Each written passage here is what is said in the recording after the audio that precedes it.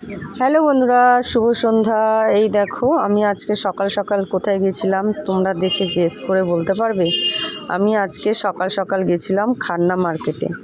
আর খান্না মার্কেটে গিয়ে মানে কি বলবো, মানে অবাক, অত ভোরবেলা কি ভিড়, আর এত ভালো লাগছিল চারিদিকটা। অনেক দিন বাদে আজকে আমি খান্না মার্কেটে গেলাম। আর আমার সঙ্গে গেছিল আমার মা আর বাবা আর আমার মেয়ে। আর আমার মা বাবা গেছিলো মা বাবার দরকারে, আর আমিও গেছিলাম আমার দরকারে। আর অনেক কিছুই কেনাকাটা করেছি, সেগুলো আর শেয়ার করা হলো না, কারণ আজকে আমি প্রচণ্ডই কাজের মধ্যে ব্যস্ততার মধ্যে ছিলাম। তার জন্য তোমাদের সঙ্গে আর শেয়ার করতে পারবো না। বিছনার চাদর কিনেছি, বালিশের ওষার, তারপরে হচ্ছে এইসবই বেশিরভাগ কিনেছি। আর বাবা কিনেছে অনেক কিছুই, শাড়ি টাড়ি অনেক কিছুই কিনেছে, কারণ চৈত্র মাসের 4 তারিখে আমার মাদের বাড়ি একটা বিশাল অনুষ্ঠান হয়, তা সেখানে সবাইকে দেওয়া হয়, তার জন্যই কেনাকাটা করতে যাওয়া হয়েছে। আর ওর জন্যই গেছিলাম। আর তাই তোমাদের সঙ্গে একটু শেয়ার করলাম, সারাদিন সময় পাইনি শেয়ার করার, এখনই শেয়ার করলাম। আর খান্না মার্কেটে এসে আমরা ফার্স্টেই আসি এই দোকানটায়। এই দাদা মানে চাদরের দোকানটা, চাদরগুলো খুব কোয়ালিটি ভালো হয়।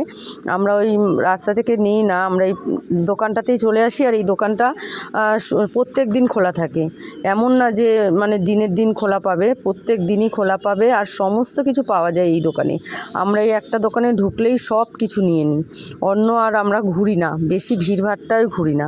যাই হোক, কেনাকাটা কমপ্লিট করে নিয়ে বাড়িতে চলে এসেছি।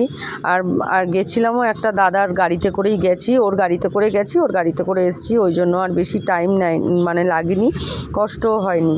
আর বাড়িতে তাড়াতাড়িও আসতে হবে, কারণ বাড়িতে এসে রান্নাবান্নার ব্যাপার আছে, ছোটো স্কুলে যাবে, তার জন্য অনেক তাড়া আছে।